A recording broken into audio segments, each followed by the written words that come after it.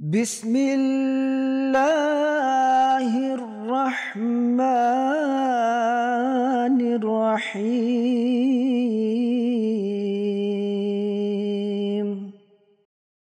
Assalamualaikum warahmatullahi wabarakatuh. Pemirsa MTA dimanapun Anda berada, alhamdulillah senang sekali rasanya dapat berjumpa dengan Anda kembali dalam program Esensi Ajaran Islam bersama saya Muhammad Arifin. Pada episode kali ini kita masih akan membahas berkenaan dengan ketakwaan dengan subjudul sifat-sifat ketakwaan. Bagaimana Hazrat Masih Maud Alaihissalam menjelaskan berkenaan dengan hal ini. Di studio telah ada narasumber kita, Bapak Maulana Haji Abdul Basit Said. Untuk itu langsung saja kita sapa beliau. Assalamualaikum Pak. Waalaikumsalam. Bagaimana kabarnya Pak? Alhamdulillah sehat. Dipersilakan Pak untuk menjelaskan kepada kami semua bagaimana Hazrat Masih Maud Alaihissalam menjelaskan tentang sifat-sifat ketakwaan ini Pak. Kita pelajari dan kita tahu dari Al-Quran masalah ketakwaan itu sangat sekali ditekankan, dan ini menjadi bagian penting di dalam kehidupan kita ini, ya, karena bila ingin menjadi abdi-abdi Allah Subhanahu wa Ta'ala, maka ketakwaan inilah yang menjadi landasan, menjadi dasar manusia bisa memiliki hubungan yang hidup dengan Allah Subhanahu wa Ta'ala. Tidak hanya itu, tapi juga tingkah lakunya serta akhlaknya ini akan mencerminkan bagaimana berinteraksi dengan sesama manusia, ya. Karena sebagaimana juga di awal mengaitkan dengan akhlak itu yang secara mudah kita bisa memahami bahwa apa bedanya kerohanian dengan akhlak, ya. Sebetulnya dasarnya itu sama. Kalau hubungan manusia dengan Allah Subhanahu wa Ta'ala itu dikatakan kerohanian, tapi kalau hubungan manusia dengan manusia atau sekitar kita, ya, nah itu dikatakan akhlak, ya. Kalau hubungan dengan Allah Subhanahu wa Ta'ala itu baik, ya, didasarkan atas ketakwaan, maka rohaninya hidup, rohaninya baik, hubungannya baik. Tapi kalau hubungan itu ya tidak baik, ya, karena ketakwaannya berkurang, maka kerohaniannya pun berkurang, tidak ada. Nah, hubungan itu kalau berkaitan dengan manusia, itu dikatakan akhlak, ya. Banyak definisi akhlak, tapi yang mudah itu sajalah dulu. Ya. Jadi ada yang batasannya itu bila satu amal, ya, bersesuaian dengan syariat macam-macam, ya, dan dilakukan dengan situasi kondisi yang tepat, maka itu dikatakan akhlak.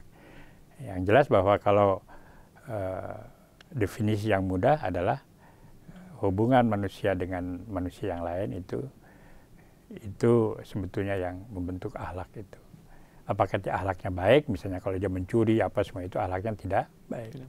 Tapi kalau dia baik, jujur, amanah terhadap itu, ya, santun, toleran, nah itu dia berkatakan akhlak yang baik.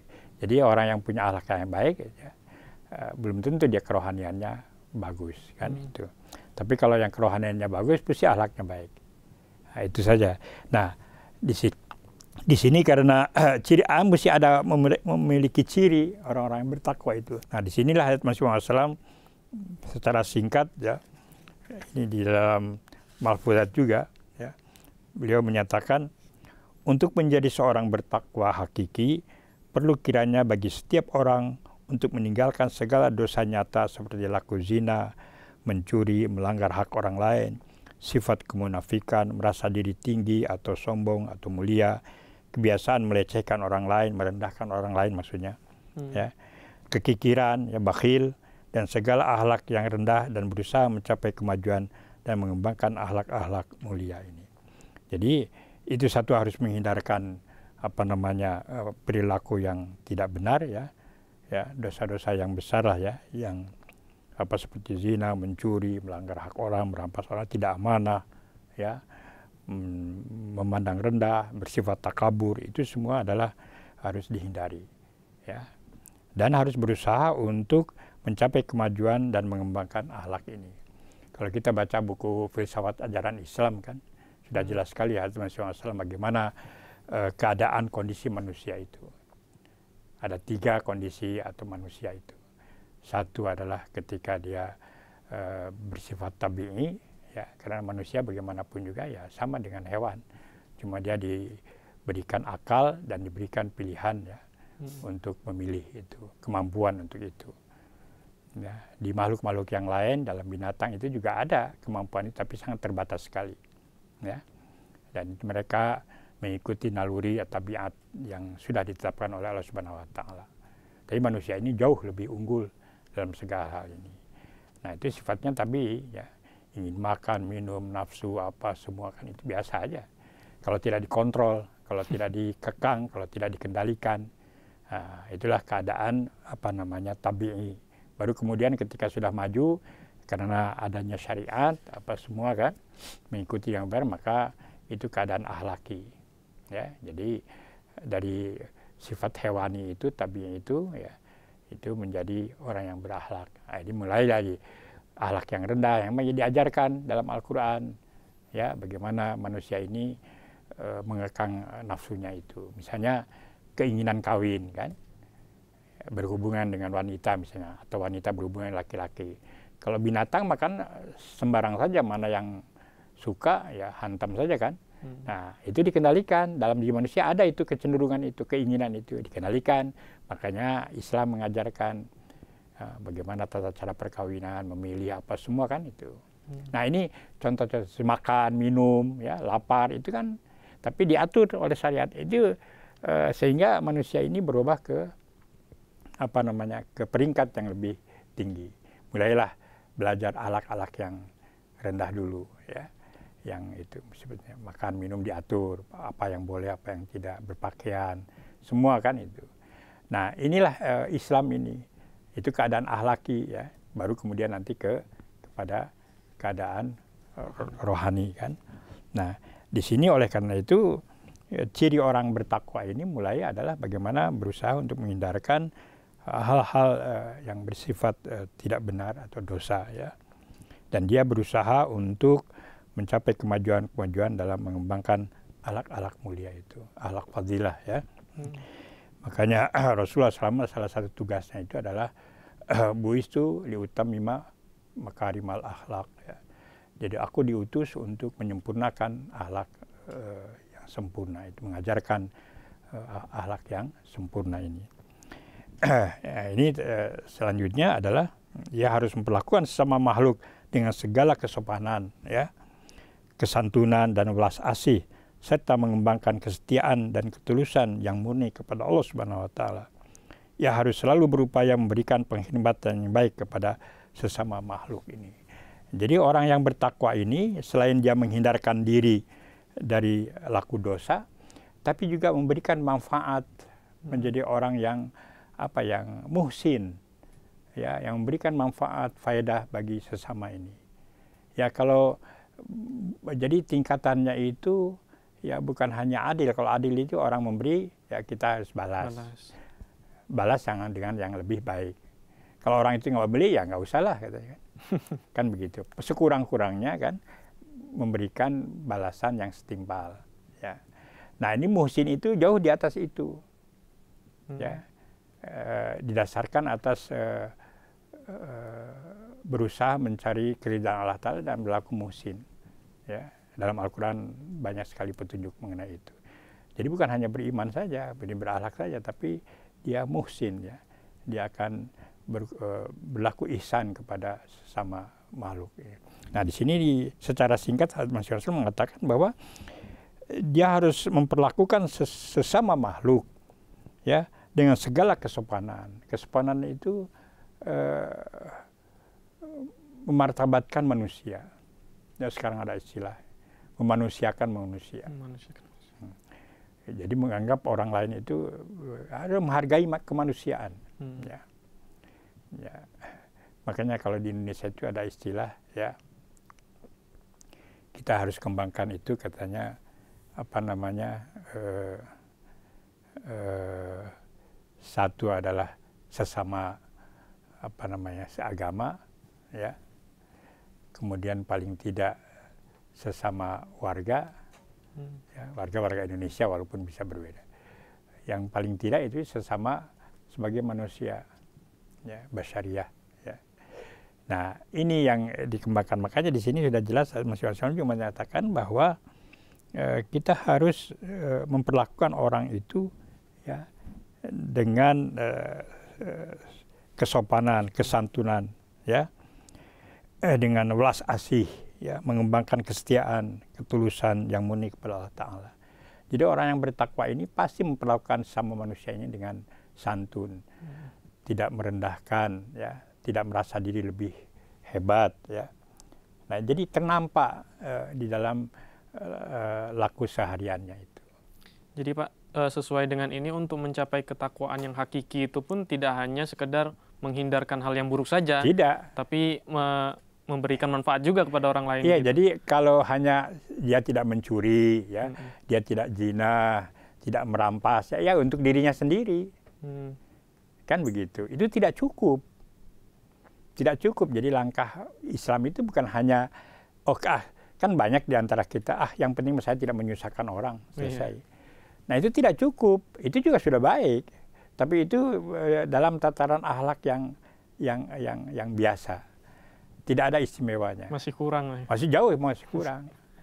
Makanya wa muhsinun ya dalam jadi barang yang bertakwa ini ya selalu dia wa muhsinun ya. Dia berlaku ihsan lagi. Kan begitu. Jadi ya contoh ketika ada seorang sahabat, saya lupa lagi kalau tadi Hazrat Ali atau Hazrat Husain ya atau Hasan, ya, terkenal sekali, saya lupa lagi itu siapa, tapi yang intinya itu melakukan kesalahan abdinya itu Hazrat Husain ya, Hazrat Husain ya. Nah begitu marah ya, jadi orang mukmin itu yang menelan kemarahannya ya, baru kemudian beliau diam kan. Hazrat Husain ya katanya kalau itu tuh berlaku baik katanya. Apa, jadi memaafkan ya, mula-mula menahan marahnya, menelan marahnya, baru memaafkan, baru berlaku ihsan katanya. Akhirnya kan dibebaskan itu budak. Nah itu contoh ya. Jadi bukan hanya sekedar untuk dirinya, tapi memberikan faedah kepada yang lain. Itulah yang peringkat yang lebih tinggi daripada akhlak itu. Makanya di sini Mas Yusuf menyatakan bahwa dia harus berlaku welas asih ya, mengembangkan kesetiaan dan ketulusan yang murni kepada Allah Ta'ala. Jadi cirinya itu kalau seseorang yang tulus dan setia kepada Allah Ta'ala, mesti dia akan nampak di dalam kelakuannya, dalam mulutnya. Ini tidak orang dianggap hebat ya, tapi mulutnya kasar itu, ya tidak senonoh itu, maki orang, mencaci orang. Itu macam mana kita boleh percaya dia memiliki kerohanian kan? Mulailah diangkat sebagai ini, sebagai ini. Itu akan nampak itu. Ya, jadi ciri orang yang seperti beginilah di dalam kehidupan suami istri. Ada bilang suami cinta sekali. Wah katanya, ya my moon, my star, ayang, my baby, macam-macam lah kan itu. Tapi hari-hari dia nggak pernah kasih nafkah, ya, nggak pernah dia memperlakukan istrinya dengan baik, hanya panggilan saja, kan nggak ada buktinya itu. Sama dengan orang yang katanya tinggi rohaninya apa, tapi kelakuannya dari kesehariannya itu ya, dia mulutnya kasar, ya mencaci orang, ya. Itu kan kita udah tahu lah kualitasnya, nggak usahlah dipedulikan kan. Nah ini contoh yang sangat jelas sekali dari Mas Muhammad SAW, apa yang disampaikan oleh beliau, bahwa ya harus selalu berupaya memberikan penghormatan yang baik kepada sesama makhluk. Itulah yang dikatakan muhsin. Jadi stepnya itu lebih jauh ya. Jadi bukan hanya kalau misalnya tadi di dalam buku-buku yang lain pun dalam ajaran dalam filsafat ajaran Islam, Hadits Masya juga menyatakan bahwa tidak cukup hanya berusaha menghindarkan tidak berlaku, tidak mencuri, tidak merampok, tidak menghina, tidak ini. Ya itu hanya untuk dirinya sendiri. Ya. Tidak merugikan orang, ya itu. Nah, udah. Jadi dia hanya untuk dia. Tapi bagi seorang mukmin itu harus lebih maju kepada akhlak yang lebih tinggi ini. Kemudian selanjutnya, ia yang mampu menghimpun semua fitrat mulia tersebut dalam dirinya, dengan sendirinya telah menjadi seorang yang bertakwa. Ya. Bertakwa itu adalah tadi juga episode sebelumnya dikatakan orang yang mampu dan berusaha menjaga dirinya. Kan itu. Memiliki hanya salah satu saja dari akhlak mulia tersebut tidak akan menjadikan seorang menjadi orang yang bertakwa. Jadi harus menyeluruh. Ya. Ada orang bayar tanahnya benar, tahajudnya benar, ya, sholat berjamaahnya benar, tapi terhadap istri dia kurang bagus, terhadap anak dia itu hubungannya tidak baik, misalnya pada tetangga ya, kurang baik. Nah, itu tidak mencerminkan yang seperti apa yang disampaikan oleh Hazrat Masih Maud alaihissalam. Ya. Kemudian di sini katakan hanya memiliki salah satu saja dari akhlak mulia tersebut tidak akan menjadikan seorang menjadi yang bertakwa. Dipersyaratkan bahwa ia harus memiliki keseluruhannya. Mengenai mereka itulah ditujukan ayat Al-Quran, fala khaufun alaihim walahum yahzanun. Tak akan ada ketakutan menimpa mereka tentang apa yang akan datang, dan tidak pula mereka akan berduka cita tentang apa yang sudah lampau. Surat Al-A'raf ayat 36. Jadi hasil akhir dari orang yang bertakwa ini, ya Allah Ta'ala akan menganugerahkan jiwa yang tentram tadi. Ya. Setelah seseorang tersebut meninggalkan keburukan lalu melaksanakan kebaikan, itu pun tidak cukup kalau cuma 1-2 kebaikan. Kalau hanya memiliki 1-2 itu tidak akan membawa itu. Ya tentu saja semakin banyak kebaikannya, semakin banyak semuanya, ya, karena akhlak ini kan banyak seginya. Ya, mengenai dirinya, mengenai yang lainnya, dalam kehidupan kan banyak sekali cabangnya ini. Nah, itu harus bisa memperlakukan itu dengan benar ini. Harus berusaha ya Pak, jadi semua akhlak mulia itu pun terhimpun dalam dirinya. Makanya dalam Al-Quran banyak sekali petunjuk itu, seperti orang mukmin ini, ya, yang berjaya itu adalah yang sholatnya khusyuk, katanya kan, khosyi'un, ya, fi sholatihim khosyi'un, yang di dalam sholatnya itu khusyuk. Khusyuk dalam bahasa Arab ini adalah dia ini menjadi orang yang rendah hati, tidak takabur, kemudian memperlakukan sesama manusia ini dengan bermartabat, ya. Ini kata khusyuk itu, tidak merasa lebih baik dari yang lain, tidak merasa lebih tinggi dari yang lain dalam segala hal, kan. Dan tentu saja orang semacam ini dia tidak akan merampas hak orang lain. Jadi dari kata khusyuk saja, orang yang sholatnya benar ini dia akan membentuk orangnya ini, musolinya itu, ya, orang yang memiliki akhlak yang baik. Dan itu dari satu saja itu, dari hanya melaksanakan sholat dengan benar, ya, mesti hasilnya itu seperti itu, ya. Dia anil lagwi mu'ridun, katanya kan, dari yang lagau, yang sia-sia ini dia akan berusaha menghindarkan diri, misalnya merokok, apa semua yang memberikan mudarat. Nah, ini orang yang beriman ini, ciri orang muslim ini, ya, mukmin ini, ya itu kan ada dalam surat Al-Mu'minun diterangkan, kan, di amanatihim ra'un, ya, amanat, pada amanat dia pegang amanah yang benar, pada janjinya apa semua, kan. Jadi itu ciri-ciri orang yang kemudian bertakwa ini. Banyak sekali petunjuknya. Ini secara singkat bagaimana Hazrat Masih Maud menyimpulkannya ini. Dan ini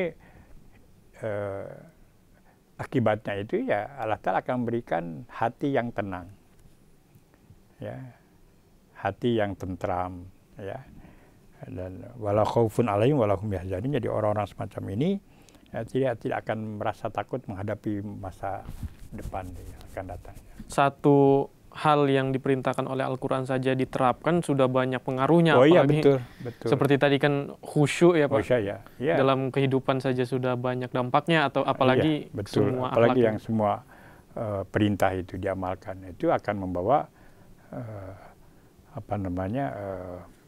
orang Islam atau mukmin yang benar itu yang menjadi orang-orang yang sangat-sangat santun, sangat-sangat merendahkan, orang yang merendah hati, apa semua itu yang humble, ya, dan akan memenuhi hak-hak orang lain, ya, tanggung jawabnya, dan memberikan faedah, ya. Makanya dalam salah satu hadis Rasulullah SAW pernah bersabda bahwa sebaik-baiknya orang itu yang memberikan manfaat banyak kepada orang lain, ya.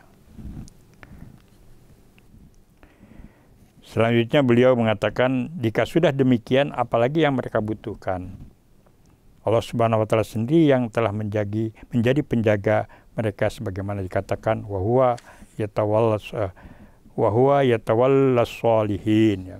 Dialah yang menjadi penjaga, menjadi wali orang-orang saleh. Surat Al-A'raf 197. Dalam salah satu hadis dikatakan bahwa Tuhan menjadi tangan dengannya apa mereka menggenggam, menjadi mata yang dengannya apa mereka melihat, menjadi telinga yang dengannya apa mereka mendengar, dan menjadi kaki yang dengannya apa mereka melangkah, ya. Jadi orang-orang bertakwa ini akan selalu dibimbing. Dalam ayat yang lain Allah Ta'ala berfirman bahwa kurang lebih maksudnya itu bahwa nur, ya, Allah Ta'ala itu akan mengelilingi mereka ini. Yang dengan nur itu mereka berjalan, ya. Jadi kalau orang yang memiliki cahaya, ya, akan tahu kemana pergi, kan begitu, dibanding yang orang yang tidak memiliki cahaya, yang tidak ada lanteranya lah, ya, meraba-raba, dia terperosok. Nah, itulah ya ketakwaan. Jadi semakin besar ketakwaannya, Allah Ta'ala juga akan membimbing, ya, langkahnya dia benar. Tapi yang yang enggak, ya utak-atik. Makanya coba, ini menarik sekali, ya. Di Sunda itu ada yang dikatakan itek. Itek tahu, ya? Itek itu tongkat. Ya, kalau kita mau lihat itek itu, ini kan falsafah orang Sunda kali, ya. Coba orang buta jarang terperosok karena punya itek. Tahu dia kemana itu kan? Iteknya di depan dia, itek. Itek itu kan kalau dilihat di akar katanya kan dari takwa. Jadi orang bertakwa itu dia tidak akan terperosok. Ada bimbingannya. Ya, ada bimbingannya. Ya, makanya ketakwaan dalam berbagai sudut pandang, ya, bagaimana Al-Quran menerangkan itu, orang bertakwa itu Allah Ta'ala memberikan nur. Ya. Kalau ahli filsafat dikatakan itu firasat lah, inilah itu, macam-macam lah, ya. Akan membimbing karena dia punya nur. Nur itulah, ya, ada lanteranya. Ya, orang bertakwa itu jadi dia akan selamat, ya. Makanya itik itu katanya jarang orang terperosok itu, yang orang buta mah, ya, lihat aja itu, dibanding orang yang punya mata terperosok, dia tersandung kemana wae kan ngomong. Nah itu, jadi bagus juga itu misal itu, itik itu takwa katanya. Jadi orang yang punya takwa ini dia tidak akan terperosok ini. Inilah barangkali, ya, kesimpulan kita pada episode ini bahwa jadi Allah Ta'ala yang akan memberikan ketakwaan itu, ya.